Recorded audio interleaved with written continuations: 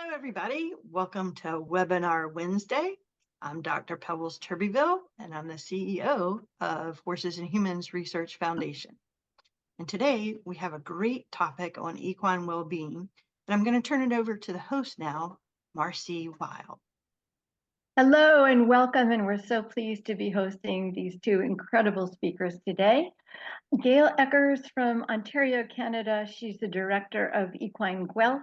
She's a welfare educator and trainer, associate faculty of Campbell Center for Study of Animal Welfare. Gayle played an instrumental role in the birth of Equine Guelph and its ongoing development as a center for the horse owner at the University of Guelph.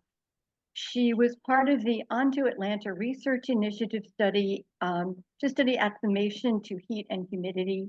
She has dedicated her energies to advancing the equine industry through education and communications on health, welfare, and safety. In collaboration with the Office of Open Learning, she led the development of the first online diploma and certification programs, along with the Equimania Youth Education Program and other pathways of learning for the horse industry. We posted a link to some information that Gayle's sharing with us in the chat. And then we are thrilled that Dr. Nick DeBruer was able to come back from his equine veterinary emergency to join us today. He graduated as a veterinary surgeon in 1991 from South Africa, and he's worked at Redwings Horse Sanctuary for more than 27 years, providing clinical services, herd health management, and equine welfare casework, both to facilitate rescue and to alleviate the need for it. As head of welfare and behavior at Redwings, Nick leads a team that specializes in rescue, rehabilitation, and long-term care of feral, unhandled, or mistreated horses for more than a decade. And this extensive experience has fundamentally informed the charity's approach not only to equine health and welfare, but equine behavior and training too. In particular, Nick's extensive experience working in the field of equine welfare led to his appointment as chairman of the National Equine Welfare Council in 2009, an umbrella organization for equine rescue centers and sanctuaries across the UK.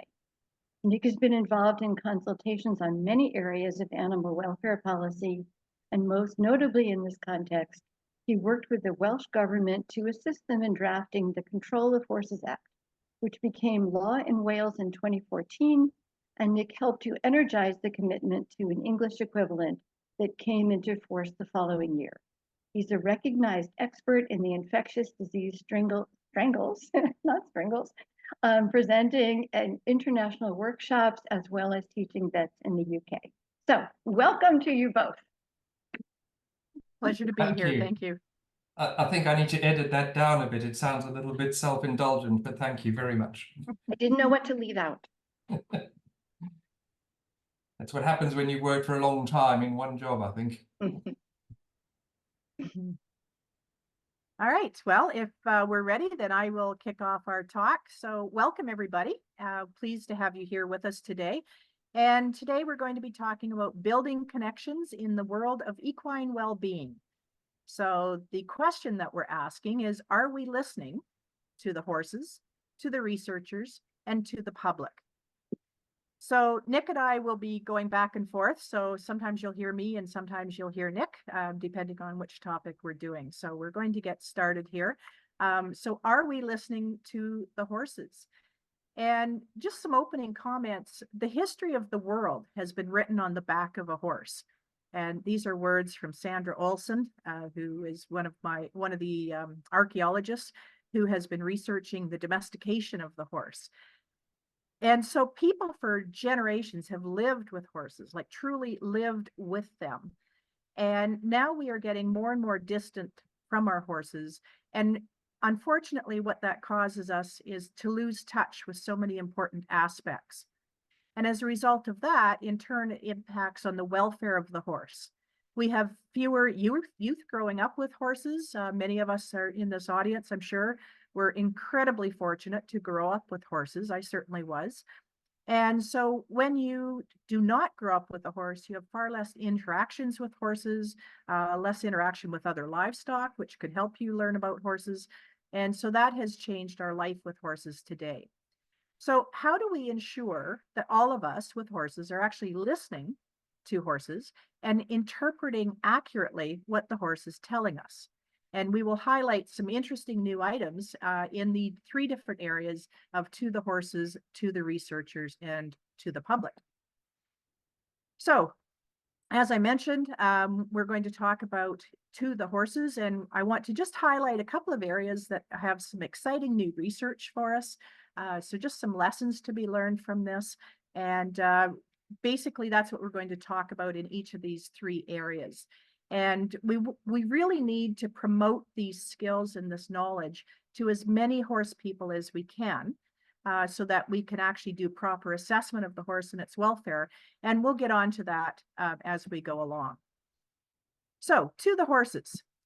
First and foremost, we must understand what we call the telos of the horse, or what is the essence of being a horse.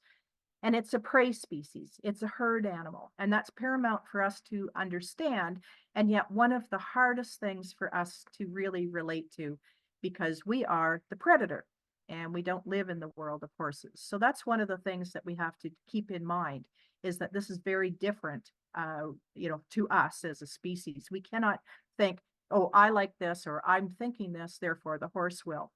And yet those horses are communicating to us all the time. And the problem is we sometimes aren't listening, or we miss it, or we misinterpret it. And so that's one of the things that we need to really challenge ourselves on, to make sure that we are understanding horse language back to us. And one of the things we'll talk about in this, Nick will be doing this a bit more, but it's by looking at the horse behavior and what it means to be a horse through applying what's called the 5 domains model to welfare assessment. And I'll just do a shout out to Christina Wilkins and David Miller, Dr. David Miller. They've developed the course called Applying the 5 Domains Model to Welfare Assessment of Sport and Recreation Horses. And it is a great course for anyone to take to learn more in depth and think about what it is about being a horse. So it's a great place for all of us to start. Even if we think we know this, I think there's still lots for every one of us to learn, and also to challenge our perspective on this. So there's new research coming out on horses, and we're going to talk a little bit about that.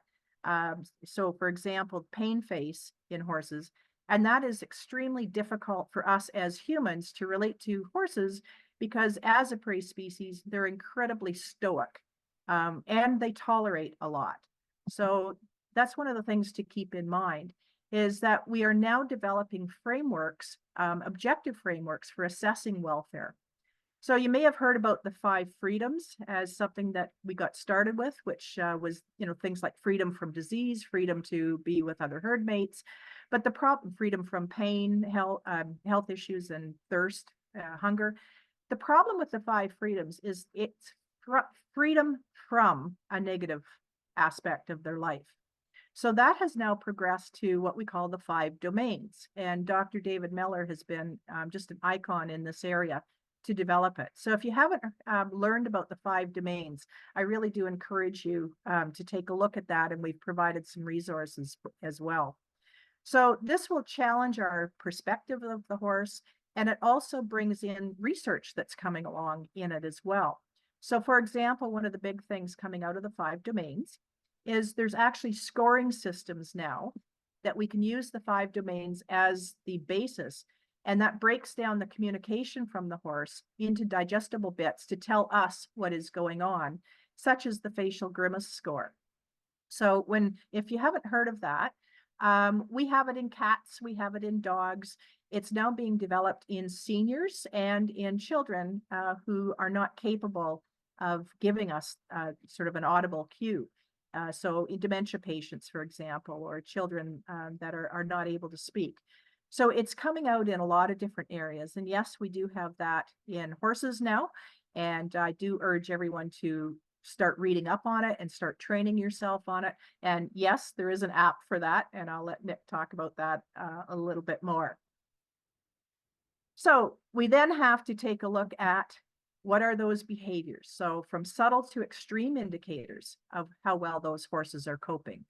So for example, in therapeutic riding, Dr. Katrina Merkes is doing some research on horses choosing or not to be part of therapeutic riding or part of hippotherapy courses. And so what she's finding is that there's sort of a sequence that horses show. And just in summary, it's turn away, move away, run away. And do we allow that horse to tell us that they'd like to be dismissed from this? And oftentimes we don't. We keep pulling them back into the situation. So that's an area that's really quite interesting to learn about, is how that horse is telling us they don't want to be there anymore. There's also, we talk about the absence of negative behaviors. So we're not seeing that this horse is resisting. We're not seeing that this horse is trying to run away. So is that enough for us, or should we be learning more depth? We also have the issue of what we call compliant horses. So the horse isn't doing anything, not showing us any of those. So the horse is being compliant to what we're asking of it. And does that equal a happy horse? Well, I'll challenge you, maybe not. So then from there, we need to start learning more about that language of the horse and think about it on higher levels. So is that horse a partner with us? And if they are, do they have choice and consent? Because that's what we're teaching to the people that we work with if we're doing using horses as part of therapeutic approaches. And so does that horse now have a choice? Can it give us their consent? And is it actually partnership? And then can we make it a positive experience for that horse? So there's a lot more work going on trying to help us assess anxiety in horses, to assess those behavioral cues for welfare and safety. I've mentioned Katrina Murky's. Dr. Robin Foster is another name that she's looking at for cues for horses when they do not want to be part of what's going on. And there's a lot more work going on stereotypies. And we'll talk a bit more about stereotypies in a sec. But when horses are not just talking to us, but they're screaming to us, and we may or may not notice. So we'll talk about that next. So stereotypies. We talk about what's going on for horses the other 23 hours. And so we take that horse out of a stall, use it for an hour, ride it, whatever. What's going on for the other 23 hours? And that's one of the problems where the stereotypies start to develop. So stereotypies are basically repetitive behaviors. So things like stall walking, weaving, wood chewing, cribbing. Those are all things that are included as stereotypies that at one point in time were actually called vices. And if you think of a human vice, that's a negative or a morally wrong behavior that we choose to partake in. Stereotypies are not a moral choice. They are coping mechanisms for the horse. So there's some new feedback or new research coming back to help us understand what the horse is telling us in terms of stall management. So they're looking at active stalls versus box stalls. They're looking at noise in the barn. So for example, radios that are on all the time, what type of music. Those, believe it or not, they're all contributing to stereotypies in those horses. That horse is talking to us, that it's a stressful environment. And these are all things that we can learn and start to change that and not attribute them to bad behavior. The other thing I'd like to challenge people is we want to communicate with our horses both ways, but I think it's also important for us to think about our words and how we talk to other people. We talk about breaking in horses or horses that need to work. They have a job. Are they a pet? Are they a workhorse? Are they an athlete? And those words matter. And so I think, again, let's challenge ourselves to just think about that and what that means when we're communicating with the horse or the horse is communicating with us. Another thing to consider in that behavior is unrecognized trauma in horses. And oftentimes, unfortunately, traumatic events stay with those horses, just as they do for cats, dogs, horses, people. And sadly, what happens though is sometimes that resulting behavior, i.e. they're very spooky or they're just high anxiety, and that results in the humans punishing that behavior because we see it as negative. And one of the interesting things that's come out of this is We have lots of students each year that take our online courses from over 40 different countries. And I had the the opportunity of speaking to one of our students from the Ukraine. And she was doing work with horses and other animals that have been traumatized by the war. And it was fascinating talking to her about how are they going to get those horses past that trauma. So again, we need to keep that in mind, that sometimes those behaviors are caused by past trauma, and punishment may not be the way that we need to deal with that. So always remember, horses are a prey animal. They hide this, and it is our obligation to see that. Another thing just to put out there for you to think about is, are we normalizing signs of distress? How often have we heard people say, he's always done it, or yep, that's just the way he is? So those are things that we need to, again, challenge ourselves on and look at new research coming out so that we can stop normalizing the distressful behavior that we're seeing. And then lastly on this one is we have a big issue with older horses. Which is lovely. We've got lots of old guys around. They're beautiful. I've got a 29-year-old myself. But we have to make sure that their care is being taken care of. And again, there's some new research. There's some in that resources that talks about a study in the UK where a large number of owners were writing off different changes as due to aging, when these were actually clinical signs of other issues going on. And so they were seeing lower vaccination rates, lower farrier care, and lower recognition of issues. So again, the horses are talking to us, and we need to be listening to that because they will hide all these things as a prey animal. So it's our obligation to see it. So that takes us over to the research, and I'm going to turn it over to Nick now to talk about this area. Are we listening to the researchers? Thanks, Gayle. I don't know if any of you endured the briefings during COVID that we did here in the UK, where Professor Whitty was always having to ask the organizer of the briefing to change to the next slide. So I'm afraid I'm going to do that to you and ask Gayle to advance as we go through this bit. But so I think I probably represent the average horse owner more than I do a scientist, although my sort of qualification calls me a veterinary scientist through the degree I did.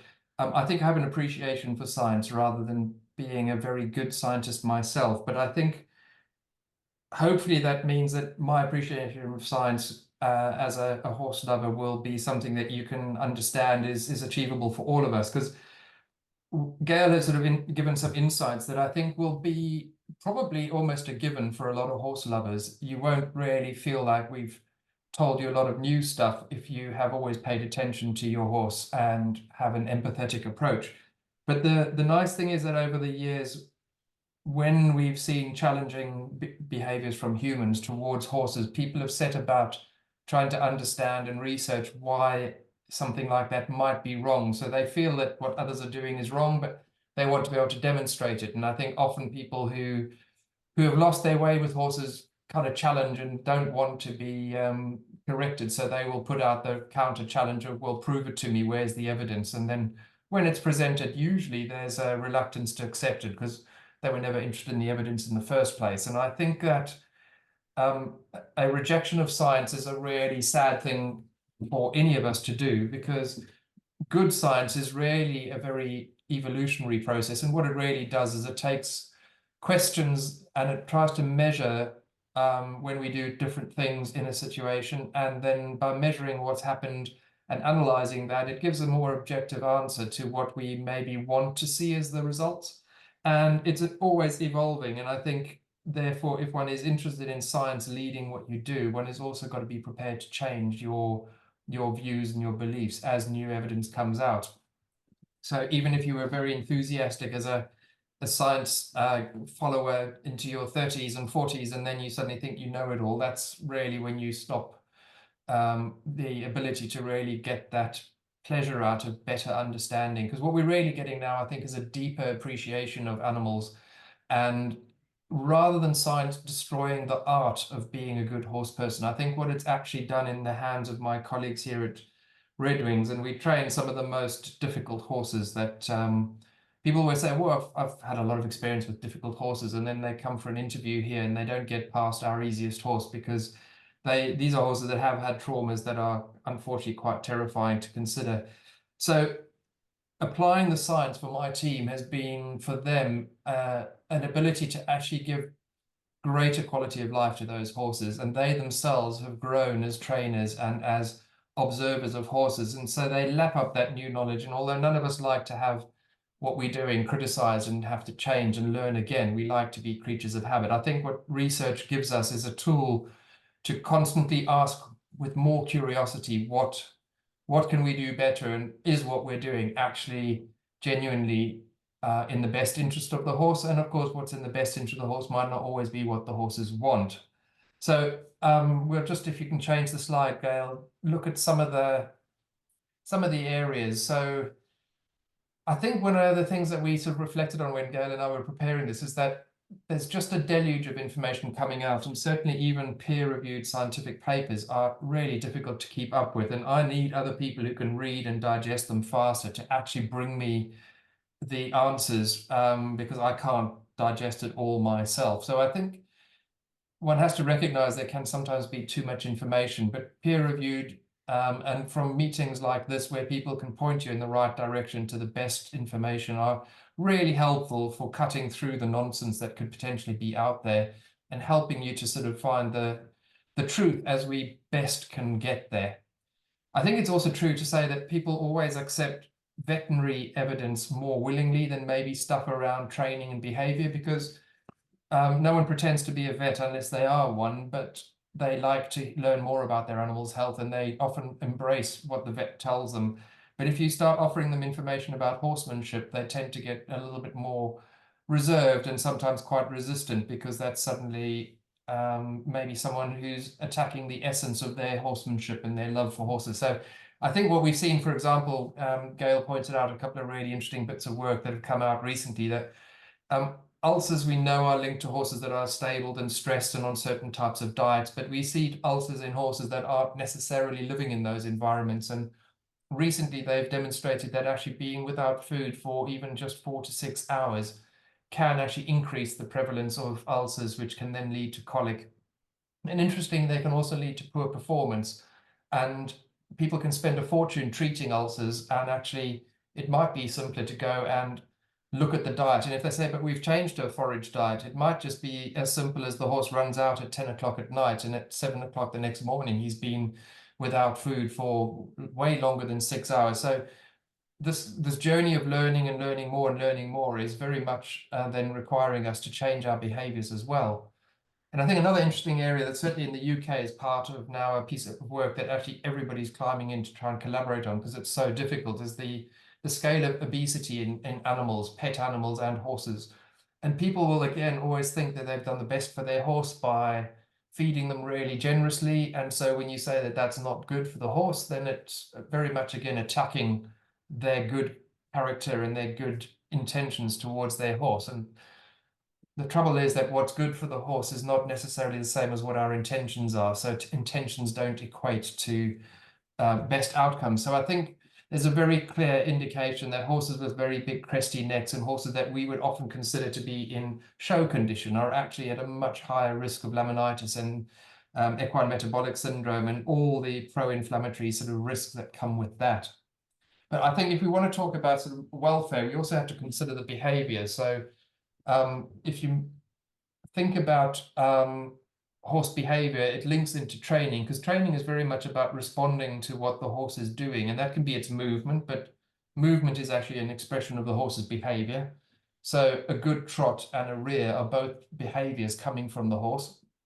And so the research that's gone into, and a lot of it was done in the 50s and 60s, but it's sort of had a re-energizing in the last sort of 20 years of understanding horse behavior in the kind of context of how we work with them and use them. And I think that is where the International Society of Equitation Science has done so much good work to bring what can sometimes be distant, pure science and apply it to the day-to-day things we do with our horses.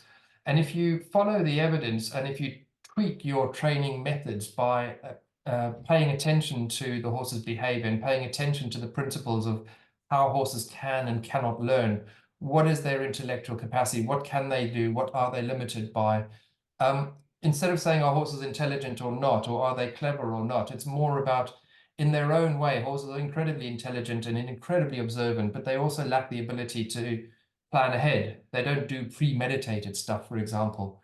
But horses will always aim to achieve what their telos, what their essence drives them to do. It doesn't matter how domesticated they are. So when you look at understanding, the studies that have gone on recently have really taken on new ground and looked into giving horses agency, a control over their life, and a choice whether or not to engage, not just in whether they want to come into a stable or not, but actually whether they want to engage in that training. And people might think that that is kind of a bit of a fantasy and has no bearing on working with horses, either in therapy or an Olympic dressage horse. But I can tell you that we've got a few horses here at Redwings that we've taught to stand still for injections, that there's no head collars on, no ropes, because they are still terrified of that. So it was easier to train them to accept a needle than it was to inject, than it was for them to get to the head collar stage. So we can provide essential medicines to these horses like vaccines in the middle of a field. And I think that demonstrates that those horses have the choice to move on, but the treats that they get is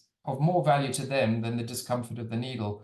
So if we can do that for something as simple as a vaccination by basically taking the research and applying it to what we do, then I think we have effectively demonstrated that there is really no barrier to taking the latest research and actually seeing how we can add it to our skills as a horse person. And then if you just move on to the next point there, Gayle, I think what's really interesting is that they have done research now at a level which is way beyond just seeing whether or not a horse chooses the red flag or the green flag or the left bucket or the right bucket.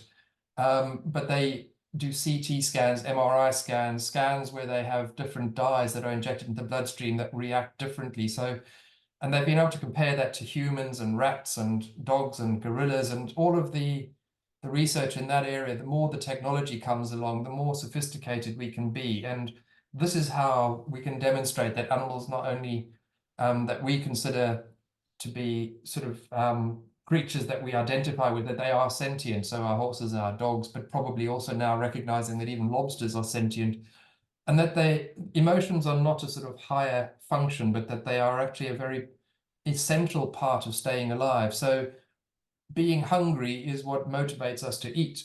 And so if we can think that we experience hunger and that if we're still not fed after 2 days, that becomes quite distressing, or if you're thirsty for a long time on a hot desert walk, then if we see an animal that's not been fed and had no access to water and it's lost a lot of weight, we can probably draw those parallels between its welfare state being negative because of what we've experienced, although they are. And this is where one has this thing called critical anthropomorphism, where research allows us to put ourselves in the shoes of the horse, using our human experiences, but not thinking like a human, but trying to think like a horse. And this is where the research is so important, that it helps us to retain that independence of thought and not just kind of end up going, well, if I feel cold, the horse must be cold, but actually to have an appreciation of what the horse must be feeling, but not to impose our wishes and feelings onto them, if that makes sense. And the research that's coming out in that area, I think, is very exciting. So if you move on to the next point, Gayle, I think what we will see is that once that research is validated, and this is where it's, I think, really important, is just getting a few papers doesn't prove that everything that comes out of science is the end and the answer. So we need other people to repeat those studies. We need people to challenge whether that finding is true. We need to bring together experts from different areas of research for them to share ideas. And actually that way we can get, for example, like the facial recognition scale initially was not validated, but now we are confident that the expressions of pain in horses that can relate to whether it's, had adequate pain relief after castration or colic surgery are trustworthy. And then we have this ability to automate some of those functions by tapping into what technology can do that we can't, which is to crunch much more data than maybe we are able to do. And we want to crack on with training our horses and enjoying the ride.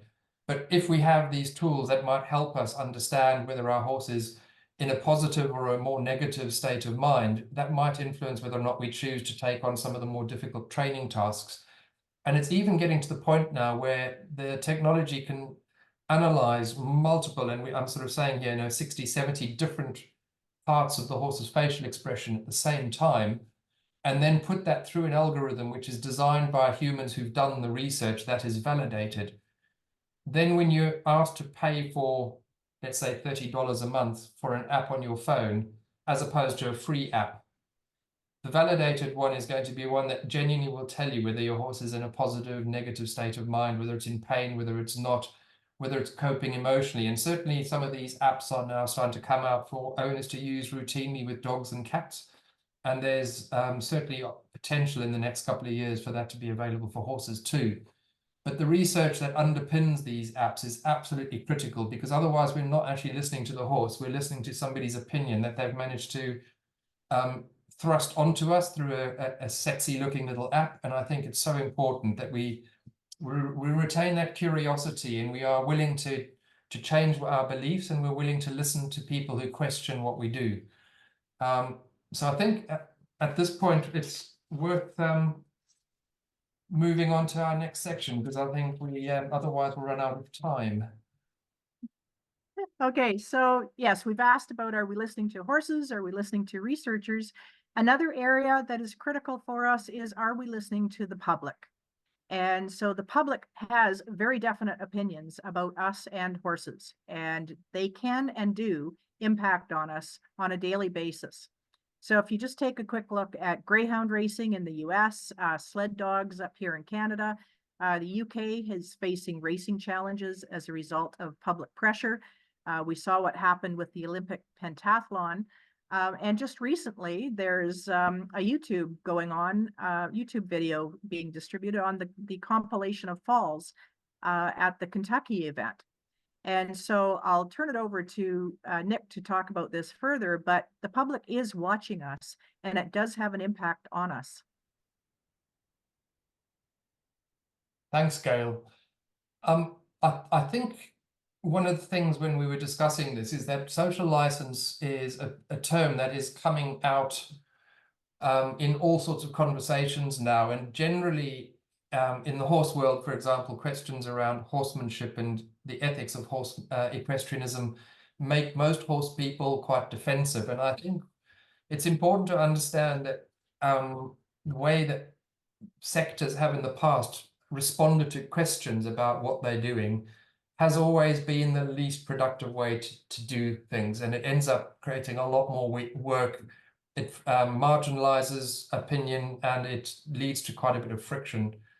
And I think the reality is with the things that used to happen in animals, some things were very public, so beating of carriage horses and Black Beauty and bear baiting, those sort of things, and they probably faced questioning because they were very public, and they were then challenged with legislation, and they were phased out a long time ago. But probably quite a lot of what we do with our horses doesn't really get beyond our circle of friends in our equestrian world. And I think with social media and everybody having a television camera on their phone, there's just much higher exposure to what probably was seen as normal not that long ago.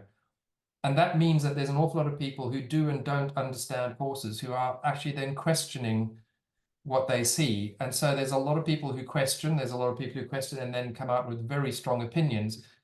The risk is that if those questions and the opinions are not engaged with, that what you very quickly end up with is a lack of trust from the general public. And then there's a loss of support. And so social license was actually a term that was coined when industries with mining and so on, destroying the natural environment and poisoning water sources and so on, quite a while ago, they actually were the first ones that fell foul of public opinion. And now it's sort of come as a bit of a shock to equestrians. But I mean, I think if you look at racing, it's been something that they have been confronted by for quite some time. And the instinct to sort of kind of go, well, who are the public? What do they know? I think what's really important is we need to embrace the public. They drive me nuts sometimes with the questions that we get asked at Redwings by emails and on social media. But the truth of it is, nearly always, it's ordinary people who care about animals. They have an empathy for animals. And there are trolls and there are people who make a sport out of instigating aggressive debate. But in the main, people who are questioning what we do with horses are actually the same sort of people we, I think, would like to be ourselves and are ourselves. So I think it's really important to listen carefully to the questions and the criticism. And then the issue of social license then becomes a lot easier to discuss, because instead of being something we're all defensive about, who are these people questioning what we're doing, suddenly it's about, okay, these people are looking at what I'm doing from the outside and they've got a different perspective to mine. And actually, maybe what I'm doing isn't so good for horse welfare, or maybe it doesn't look so good. So if it doesn't look good, is it good? And if we then have that discussion with ourselves and change our behaviors, then we earn a social license to carry on with our equestrian. And if we change when we need to, then we earn that. And then it doesn't become a threat anymore. But at the moment, the questions that are coming our way are definitely a threat to the ongoing sustainability of equestrianism in general, and certainly things like racing and even the Olympic disciplines, the top disciplines. We always sort of think the elite are the standard bearers for the best.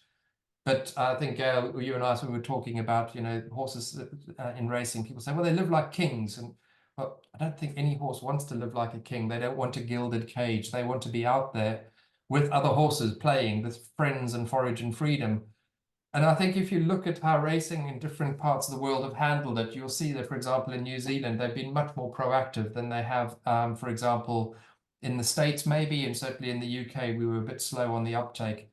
And if you look at the FEI, who basically are, I think they are aware that there's the possibility that equestrianism could be dropped from the Olympic program, and that the interest in the 5-star events could suddenly disappear altogether if you look at people calling to basically end the Melbourne Cup completely.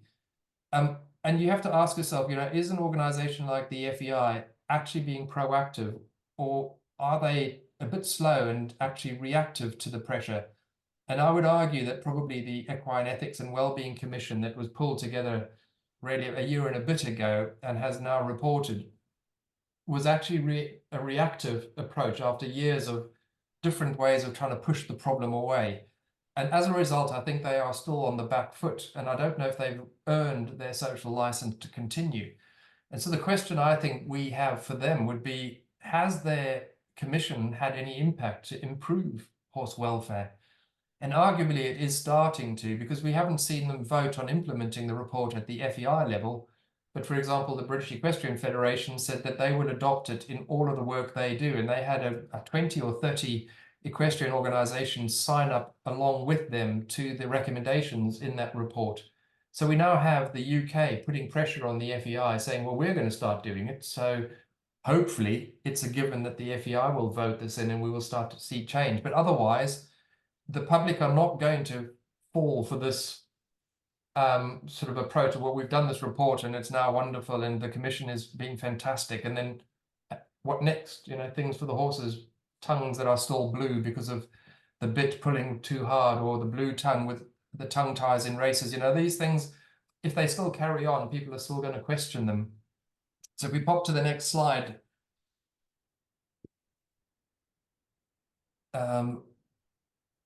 I think Gayle sort of reminded me that this is a phrase that is gaining quite a bit of traction, and not everyone maybe hears about it, but I certainly have seen that the way that organizations like the racing authorities and the FEI and even local riding clubs have reacted to questions has been to put out good PR. So at one point, British Racing put out a thing saying, British horses have the best welfare in the world. And what they reflected was the level of veterinary attention, how much day-to-day care the horses get. But it really only reflected the level of health and attention to their fitness to perform racing.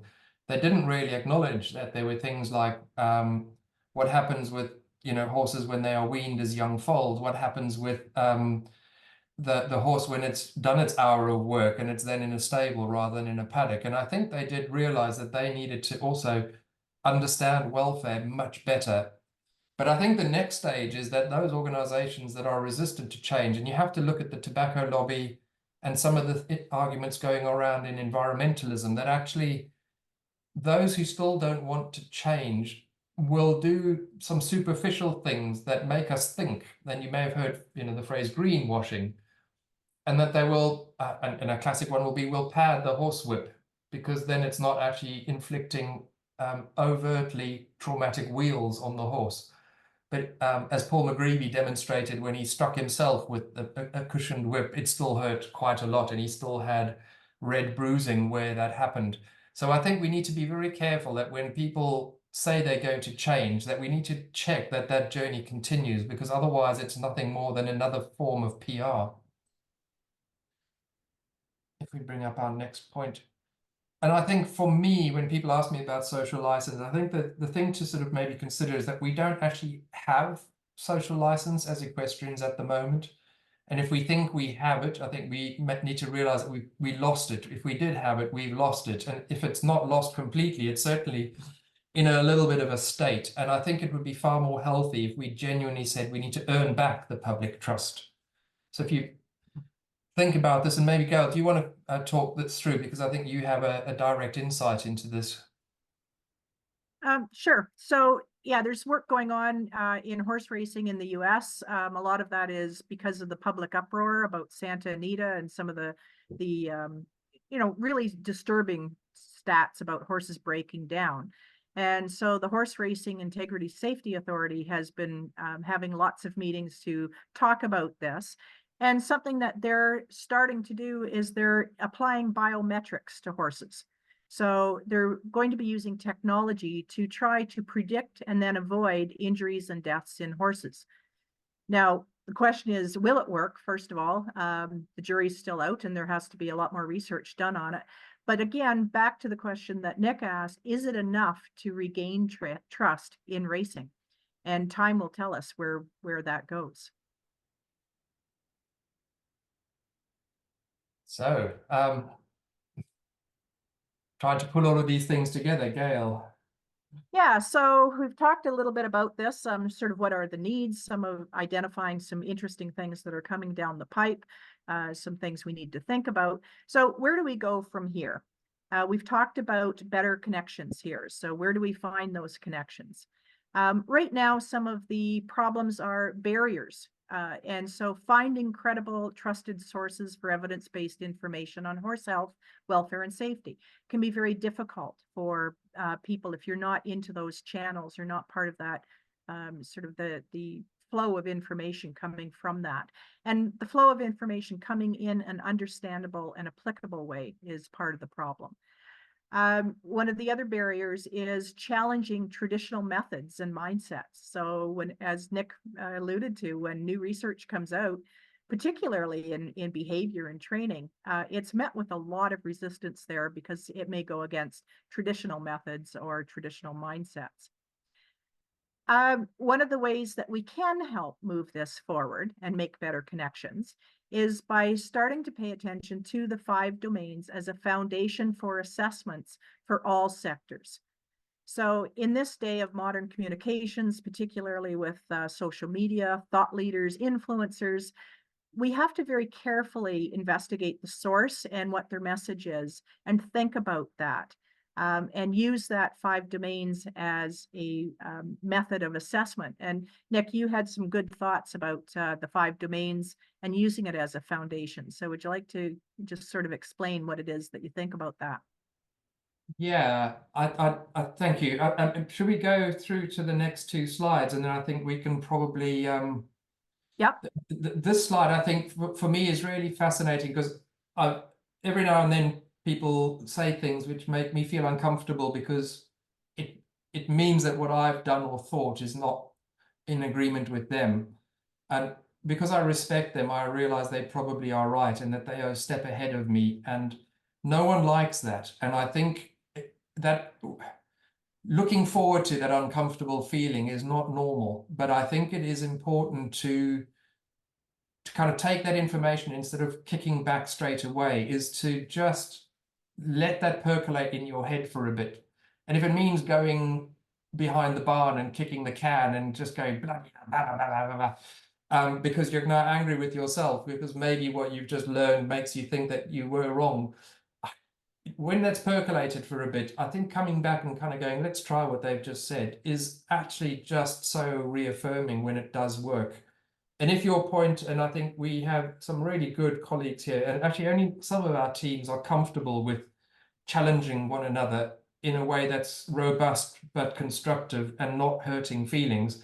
But when you can do that, I think it leads to, because when the other person challenges what you're saying, they're not always right. And I think if you push back and you genuinely have that conversation, I think what you achieve is an enlightenment, which certainly when it then applies to horses, completely changes the outcome for the horse. So maybe if we flick to the next slide, Gayle, what I like so much about the 5 domains model is I think it gives us a framework that most of us as animal lovers feel is what we already always believed, and it's really not confronting.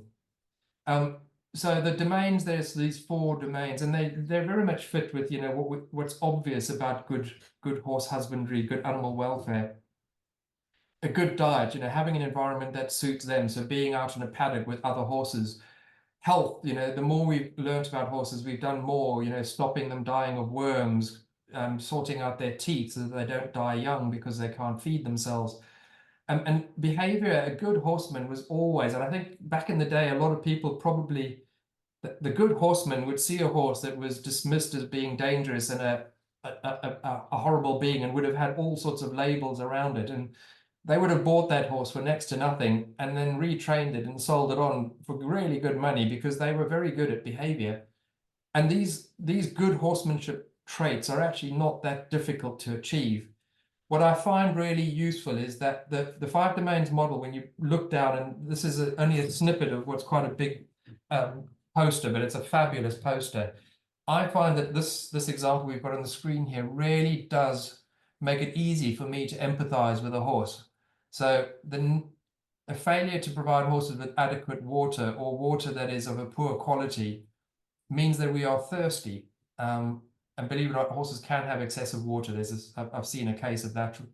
But if you give them good quality water at adequate quantities, we all know that when we're thirsty, whether it's a cup of tea, a glass of ice cold water, a cordial, or even a beer, the pleasure you get from that first sip of something when you're thirsty is a really positive experience. And if you go through the list here, I think you just immediately can identify why it's possible for horses to have welfare that goes from negative to neutral to positive. And I think it not only helps us protect animals from a life where, on balance, most of their life is in that negative state. They're always a bit hungry, they're always a bit thirsty, they're always under veterinary, so their worms are not addressed, they're always under-exercised. But actually, it's normal for horses to be a bit hungry. So how can you balance not leaving them without forage for too long so they don't get ulcers, but also not making them, if they get obese, you need them not to eat so much, but you don't want them to be hungry because if they're hungry, they're going to break through the fence and get into the grass. So the model really doesn't give you answers all the time, but it means that you can consider, why is my horse that's being strip grazed constantly breaking through the fence? Well, in your horse's humble opinion, he wants more grass because he fancies the taste of nice, lush grass. So if there's grass on the other side of the fence, maybe being shocked by the electric tape is worth it for the freedom that you're going to get. And the 5 domains model for me, therefore, allows you to bring back, and actually I think there's a Meliorator coming out, which is an app that will help people score the welfare of their horse in different situations. And informally, a lot of charities in the UK are doing it, and the RSPCA have actually used it as part of their assessment of the journey of an animal after rescue through the RSPCA, where they literally use the 5 domains to score great, neutral, or negative as a way of just giving them a kind of way of monitoring how that animal's done from the beginning of rescue through the initial rehab to the point when maybe they can get rehomed. So instead of seeing this as a way of confronting our passion for welfare. Actually, for me, the 5 domains model is a really good way of just kind of questioning, looking at your thoughts against what's in that model, and then you can also analyze new evidence. So for me, it's a really easy way, I think, to give us a point of reference without challenging or making ourselves feel bad about everything that we do with our horses. Okay. Back to you, Gayle. Yep. So just our last bit, leave you with a quote here and a final thought after this. Never doubt that a small group of thoughtful, committed individuals can change the world. In fact, it's the only thing that ever has. And that's by Margaret Mead. So can we be inspired to work together to build better connections so that we can, in fact, change that dial, rotate that dial to more positives than negatives in our horse's life? And so we talked about the 5 domains assessment. So how can we work together to move this forward? How can we create stronger partnerships? How can we learn to better source out information and get it into plain language so that we can help the horse owner? And in turn, this amplifies the current positive changes that have started in our industry. So final words, can we commit to being equine welfare practitioners? And you may or may not have heard that term before. It's one I use with my students. But what is a welfare practitioner, or what is a practitioner? We all know that from a medical practitioner, one who practiced the art and the science of medicine or wellness, and is guided by the first do no harm phrase from Hippocrates. So if we can copy that phrase and learn to be an equine welfare practitioner for ourselves, it's one who deeply cares about equine welfare through carefully developed connections, who balances the traditional and gained knowledge with the evidence-based information of emerging science, and as a result, develops best practices in support of health, welfare, and safety with a first do no harm as our mantra.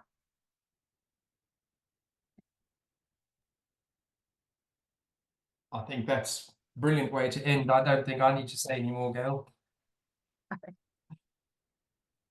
So we hopefully have left a few minutes for questions here. We tried to keep that into our time period.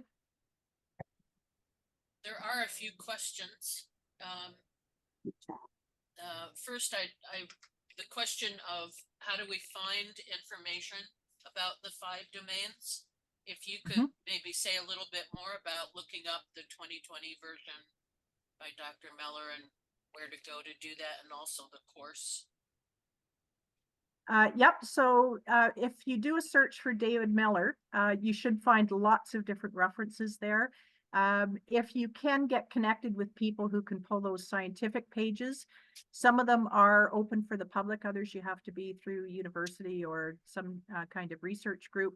But there's also lots of different writing on that.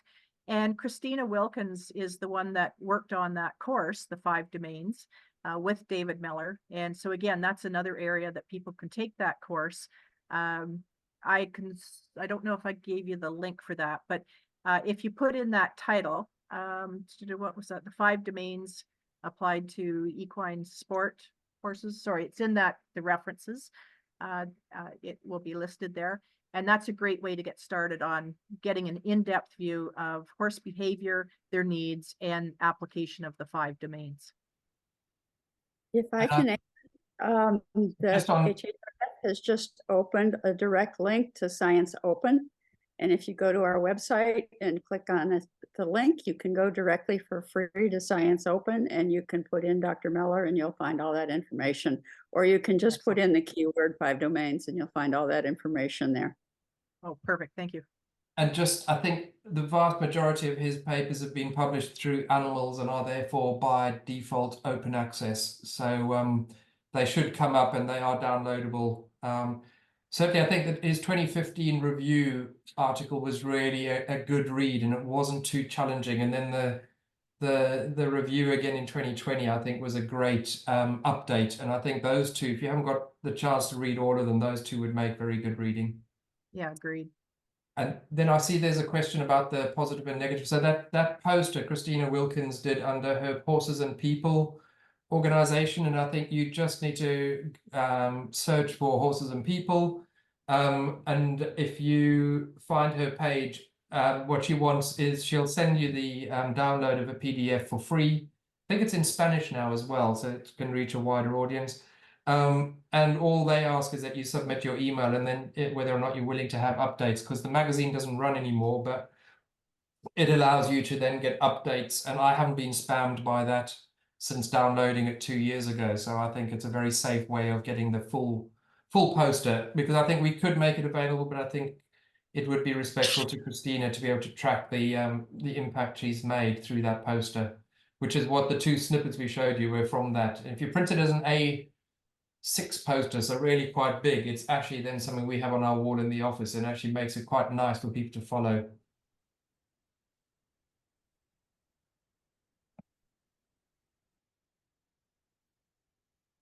The other question was about behavior.